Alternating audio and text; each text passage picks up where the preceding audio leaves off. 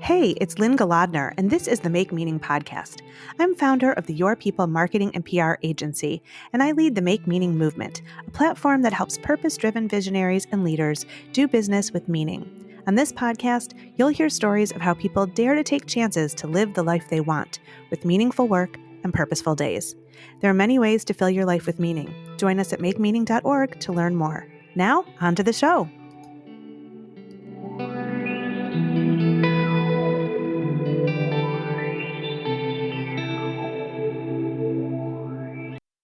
This is a pretty big episode of the Make Meaning podcast. It's our 100th episode, and I'm so excited that we've made it this far, 2.5 years after launching this podcast on my father's 80th birthday in 2018. I'm Lynn Galadner, and I'm so excited to welcome for our 100th episode, Bassie Shemtov. Our interview begins in a few minutes, but I first want to tell you a little bit about why I chose Bassie for this special recording. Bassie Shemtov's entire life is driven by purpose and enriched with meaning. As co-founder of the Friendship Circle of Michigan with her husband, Rabbi Levi Shemtov, Bassie says she knew from a young age that her life would be devoted to living out the mission of the late Lubavitcher Rebbe by dedicating her life and her family to service. Friendship Circle began in 1994 as a program in metropolitan Detroit for people with special needs. The organization's goal is to create friendship and social inclusion not only for individuals with special needs, but for all of us, and create a community that doesn't quite see difference. The Friendship Circle has since become a global phenomenon. In this interview, Bassie and I talk about her personal meaning, her organizational purpose, and the great strides the Friendship Circle has made toward providing meaning and purpose for not only the individuals it serves, but for so many others who are pulled into the web of connection it creates toward filling the world with meaning and light. This podcast, the Make Meaning podcast, grew out of my lifelong devotion to telling stories of meaning and purpose and figuring out how people make meaning in the mundane. I was a journalist for a long time before I got into marketing and public relations, and all along I was inspired by so many ordinary people living extraordinary lives. We can all find meaning in really small ways, and that makes life worth living. I launched this podcast on my father's 80th birthday at a time when he had been diagnosed with acute myeloid leukemia, and I didn't know how long we'd have with him. He was my mentor, and we were super close. He advised me in so many ways on business and in life, on parenting, on relationships, just on how to be a good person.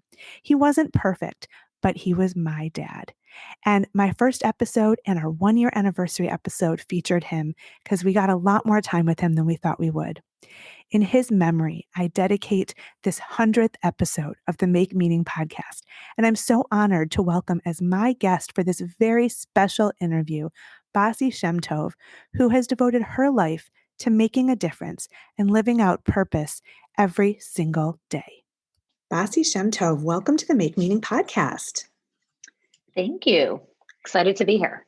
I'm so excited to have you. And it's important to note that this is a milestone for the Make Meaning podcast, as it's our 100th episode.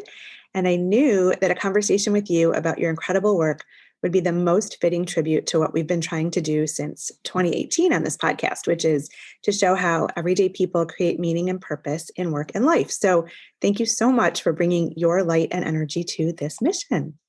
Sure. I'm excited. Yeah, so let's begin with a little background. I'd love to hear about your connection to the late Lubavitcher Rebbe, and for our audience, perhaps explain a little bit about the Chabad Lubavitch community and how it set a foundation for your life's purpose. Sure. So my husband and I were both raised in Chabad families, and the leader of the Chabad movement is who you mentioned, the Lubavitcher Rebbe. And actually, just 2 weeks after we got married is when he passed away. So we were all our life, when we were little, we both knew growing up that we would want to be one of his emissaries. And the way that works is right now all over the world, there are over 7,000 couples that are all over, and it's primarily religious outreach for the Jewish communities in every part of the world. Mm-hmm. The Rebbe has taught something has taught many things, but one of the specific things that really, really speak to me very loud and really gave me the foundation of how I try to lead my life and Mhm. how I try to educate my children with is Rebbe had really taught the world, but a lot of it goes through his emissaries, through his students to the rest of the world, is the way we should be viewing every single person. The Mm. Rebbe has really imbued in us just by, by a living example and by all of his teachings of the importance to not judge and to, when you see a person, to know that they have a soul. It's not just their outer appearance that we're judging by, that they are not necessarily what they are on their outside. They are what they have on the inside. And that really carried over directly to our community of individuals with special needs. And it's so cool because when we started Friendship Circle, to be honest, we didn't quite like get that part of when we try to encourage our teenagers to be volunteers. We really said to them, you know what, do a good deed. You have families that have 24/7, really just crazy life, of constant taking care of their children, and especially if they have a child with special needs, it's just extra. It could be an extra struggle. And we said, do a good deed and help them. Right. Mhm. Within 4 or 5 years is when we had our aha moment, and that's really when almost the Rebbe's teaching once again came up so strong, when we had too many volunteers. Mhm. The volunteers were like, what? Like, since when does an organization have too many volunteers? I don't Right. know that happens very often.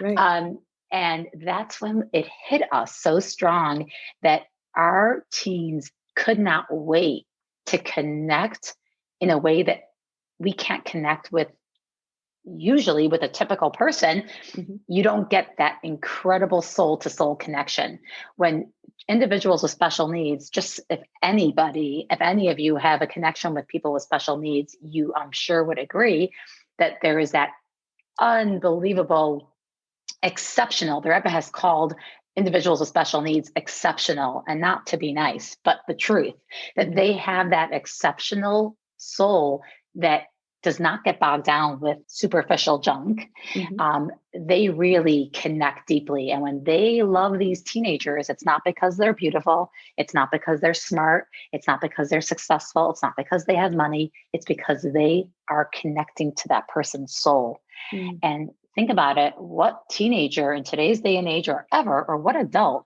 Mhm. doesn't wish to have more connections with people that truly love them for who they are, rather than for the labels that are attached to all of us? Absolutely. Yeah. I mean, it sounds so simple, but it's really hard to find, I think, in regular society. And so I want to hear a little bit about, how you decided to take this path, because there probably are many ways you could live out the Rebbe's teachings. And so when you started the Friendship Circle in 1994, how did you know that this was the focus you were going to take? And just for our listeners, I know that there are teenagers that can volunteer, as you said, to work with individuals with special needs, and they build friendships and that kind of thing. But there's so much more to it. So just tell me a little bit about, what was that spark to start it? And then how did it grow over the next few years? Yeah. So when we started, going back to the fact that we went out knowing that we were going kind of on the shoulders of the Rebbe's, guidance and Hmm. light and Hmm. inspiration for sure. And my husband decided that he wasn't the typical pulpit rabbi, and he wanted to be the friendship rabbi. Hmm. He came up with the name Friendship Circle, and his goal was to help people that were in isolation. Mm. There was a family that gave a small grant to Chabad, to be able to start something to help people who might be struggling from substance abuse and other reasons for being isolated. Hmm. And he started in that community. I supported him in whichever way I could, typically making his lunch for the lunch and learns, or Hmm. having people over for dinner. But he would literally go into crack houses and other places like that to literally pull people out. Hmm. Um, and within a few months, we didn't have children at the time, and I was bored, and we were like, okay, we need more things to do. Hmm. So he reached out to community leaders and said, who else needs friendship? Who Mhm. else, what other parts of the community may be in isolation? Mhm. And several people mentioned special needs. So we very simply, one foot in front of the other, decided, hey, I love working with teens. Let's connect teenagers one-on-one with a Mhm. child with special needs. Mhm. From there, just constantly trying to grow, add something, the next step, the next step. And finally, in 2005, is the time that we moved in from literally a trailer on the campus where we're at on the Mir Family Friendship Center. Mhm. And we moved into our facility of 22,000 square feet Mhm. with a really cool, unique space called the Weinberg Village. Mhm. We're not COVID days. We have 2,500 kids from across Metro Detroit who came and visited the village to have practice hands on in a realistic, safe environment. Mhm. Really cool, great spot. Mhm. And just it constantly kept like snowballing. Mhm. Where in 2013, when our families kept saying, slowly but surely, like, guys, we're your family, our kids are not children anymore. Mhm. And we need something for our kids to do. The vocational opportunities are slim to none. Mhm. And even when they finally do get hired, if they get hired, it many times falls through and it doesn't work because they're not getting the support that they just need Mhm. or the training that they need. And Mhm. finally, in 2016, we started working on the project, or actually, I'm sorry, 2013, 14, and 2016, we opened the Soul Center, Mhm. where we have the studio and gallery, which is awesome, and 70 plus artists that are creating incredible work. And we're already curated and shown outside of our gallery, but people, collectors, corporations have been purchasing the art. It's just Mm. beautiful. Mhm. And we have a cafe where we train adults with special needs there. Mhm. And just thank God, blessings keep coming. And this bakery, like during COVID and Mhm. kind of almost no notice, um, everything just happened the right way. And it's really, really over the top exciting. The opportunities it's opening up for us is this community is incredible. The possibilities are amazing. Our families, our adults can't wait to start the training, which we're working hard to prepare for it. Mhm. Um, so That's amazing. That's it's exciting. great. Yes. So I know you've created so many different programs, and thank you for taking me through that. But I know there's been dance and sports and camps and art and therapeutic and respite programs. And I know that you serve families on site, and of course, the volunteers that come. And now with purchasing the Dakota Bread Bakery and providing employment opportunities and training, what is a typical day like for you and your team? So we have just the most incredible team, and it's kind of divided in different pods. I'm going to use that word. Mhm. Um, Different groups that make up the full friendship circle, right? So we Mhm. have the program team for the children's division. Mhm. We have the soul team for the adults at the cafe and the studio and the gallery. We Mhm. have the Dakota team. We have the finance team that deals with everything to make everything run. We have the Mhm. marketing team. Mhm. So, you know, and every day each team is working really hard on their own specific goals and their focus. We come together, all of our teams, to make sure that we're all up to date with what's going on in each other's areas, especially during COVID when the in-person meetings are so seldom. Mhm. Usually they're on Zoom. Mhm. During COVID has been in a way incredible, just a piece of it, Mhm. where it's interesting that we've never had staff meetings and now, or rarely never had staff meetings the way we have it now. Right Mhm. now, every morning at 8:30, everybody gets on Zoom for 15, 20 minutes. I mean, it's just Wow. the bonding and the different connection and the different, our staff knows what's going on in like Mhm. every area.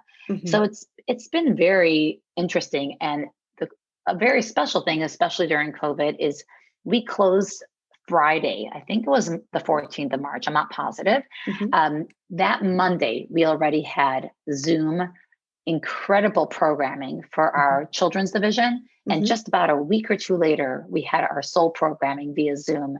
Um, for our soul division. So Wow. our staff literally jumped into action in a huge way. Mhm, Right now, we have lots of online programming, but we mhm, do have some really carefully done and orchestrated and in a very safe, careful way. We do have some in person for the mhm. families that are comfortable with that. Sure. We've so it's very, I mean, the ideas and just thinking outside the box just really had to happen, from drive-throughs to online baking classes. I mean, you name it, Mhm, we had it. Dropping off packages, mhm, surprise birthday visits. mhm, Just really coming up with anything that will make sure our families know they're not alone, mhm. especially the families that really have to isolate for just immune compromise reasons, Sure. or because of their comfort level. So Mhm. we just really try to just reach out and be there and talk to them and hang out and stop by and visit if somebody is having a difficult time for whatever reason. Sure. Amazing. Amazing that you've been able to improvise that way. And, God willing, it won't be that much longer. So we hope we can be back Yes. in person before long. So this is all amazing. And I want to hear a little bit more about the Dakota project and then talk about how you juggle it all. So tell me a little bit about where this idea for the Dakota Bread Bakery came from and what your vision is for it. So, Ron Hodis, who's the chair of our board and has two adults with special needs, ever since we piloted a small challah bakery in 2013, kind of Hmm. prepping for the cafe. Hmm. And we thought, hey, great, the cafe opens, we could basically, wean off of the challah pilot bakery Hmm. and move into the cafe. And it was a little bit off. The baking program was just a really nice fit for many of our young adults with special needs. Hmm. There's a lot of repetitive tasks. It's not as overwhelming and stimulating. It's not, the anxiety level is not so high in that environment. Hmm. And the cafe is just a different level of ability that's needed for that Hmm. program. Hmm. So the past couple of years, Ron and a few other families were really putting pressure, like, let's do a bakery, let's do a bakery. Hmm. And to be honest, my husband and I we were still trying to get Soul Center really stable and settled. Hmm. And to start a bakery from scratch was not really exciting. Hmm.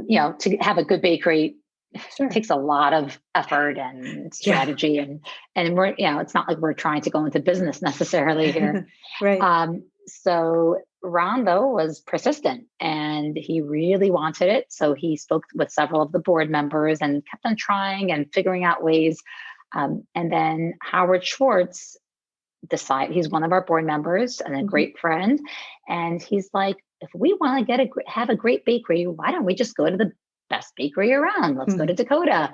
And he literally called them and they wanted to retire. And I don't think anybody really knew that. Oh, wow. So it was just incredible, divine providence. And I mean, everything this literally is this idea came like 3.5, 4 months ago. Mm. And it's ours for 2 weeks already.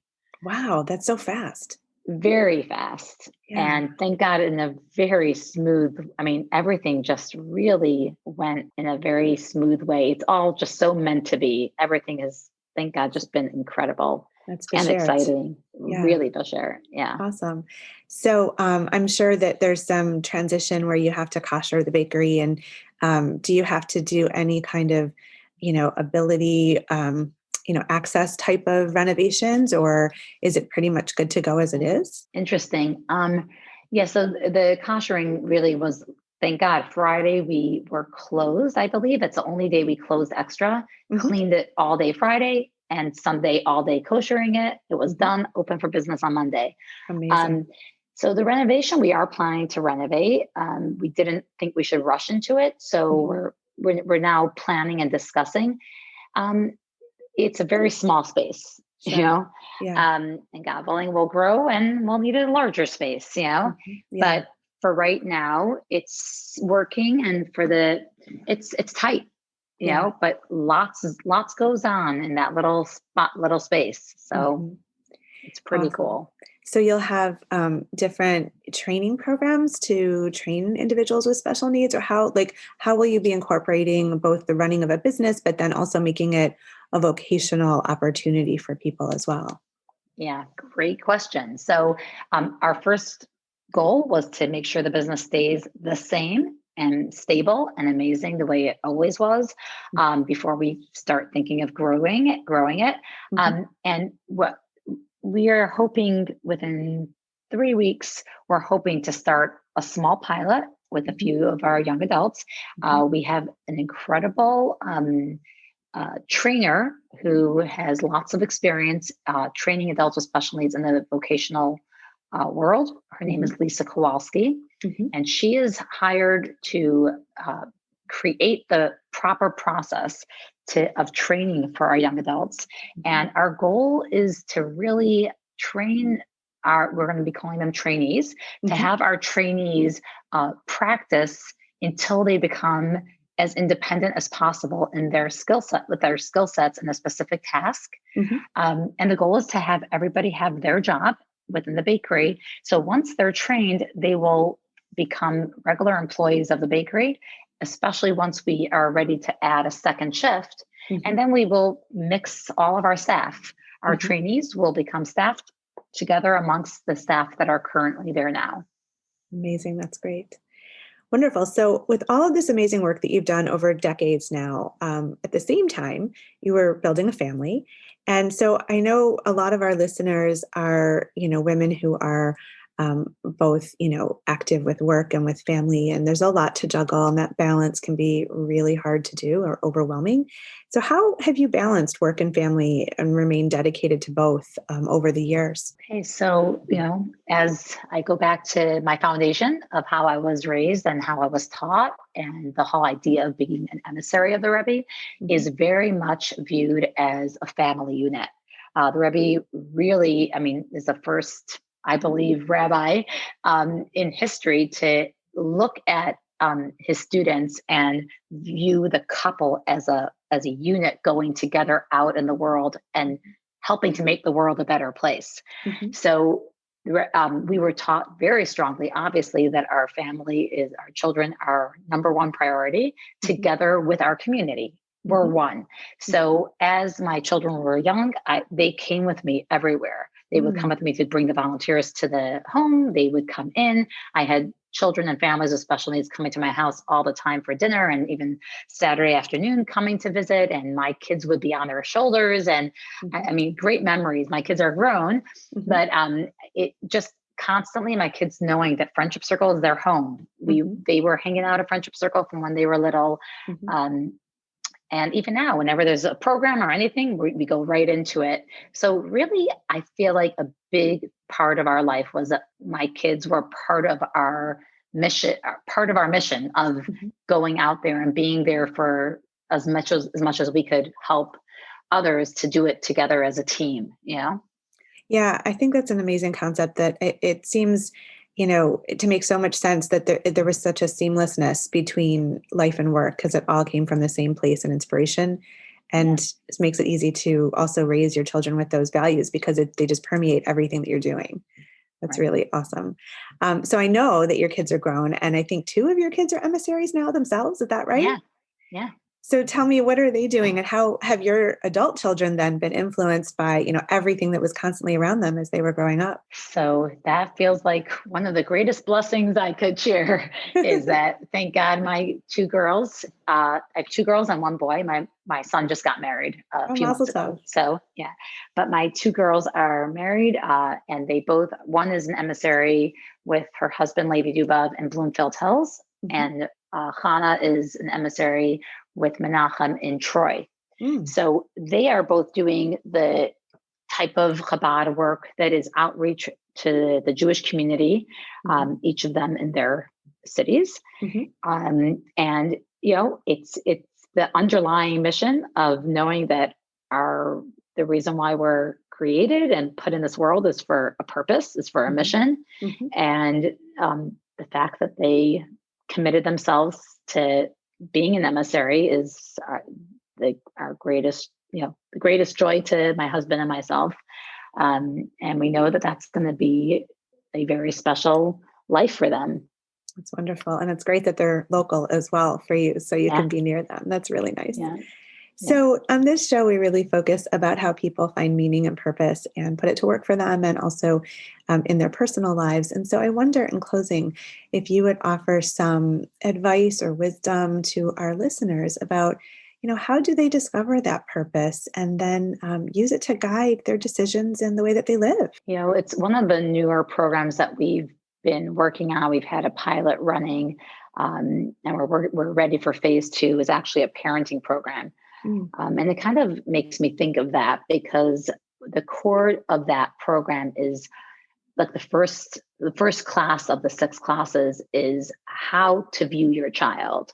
mhm, And I think in general, the challenge that we're seeing in society today is possibly that when a child thinks their entire reason for being here is to get the best grades and get into the best schools and make the most money and have the most power, many kids will probably not necessarily be as successful as the hopes and dreams were, whether of the parents or even of their own mhm, hopes and dreams. mhm, And unfortunately, that is a recipe for them to feel really bad about themselves and, God forbid, do things that we all don't want them to do. mhm, So something that I just feel is kind of the like number one thing that would be amazing is if when everybody really studies and thinks about the purpose of why they're here, mhm, um, and when we think about it deeply, we know that there is a reason for us to be here. Otherwise, we would not be created. We would not be put on this world. So mhm, when we could really think about what is our mission, mhm, what are we here to bring? Because every single human being has incredible potential and gifts to give to others, and we all know that everybody has their special touch that only they could do, and nobody else has that ability. mhm, So when we could tap into that understanding and think about it and focus on what comes our way to give us the opportunity to be there for others. I feel like everybody knows this that when we give to others, even in a very, like thinking in a very basic way, mhm, like if I'm going to sit this evening and think about how I want to reorganize my house or mhm, whatever else, mhm, it's all about me. It's all about my own stuff. And it's probably not going to bring the most happiness. mhm, But if I'm going to sit down and say, oh, there are two families that are not doing well, I better go make them dinner and deliver it. mhm. I'm going to come back tonight and feel like really just practically, I'm just going to obviously feel like fulfilled. Sure, sure. So it's kind of like what people probably know when we volunteer, it Uh-huh. actually brings us happiness. Um, so Yep. in a deeper way, also, even though that is 100, I agree with that 100%. Uh-huh. But when we connect it with, we have a reason why we're here. So Mhm, if this situation came to me, what could I do to continue fulfilling the purpose of me being here? mhm, mhm. I love that. I hope everybody who's listening today will use that inspiration and really dig down deep and try to come up with that purpose and take it outward to see how they can impact others. So, Bassie Shemtov, thank you so much for sharing your beautiful story with us on the Make Meaning podcast. Thank you so much for having me. Thanks for listening to the Make Meaning podcast with Lynn Galadner. You can find us wherever you listen to your favorite podcasts. If you like what you've heard here, join us over at makemeaning.org to discover how you can add more meaning to your life. And hey, if you like our conversations, please subscribe and share this episode with the meaningful people in your world.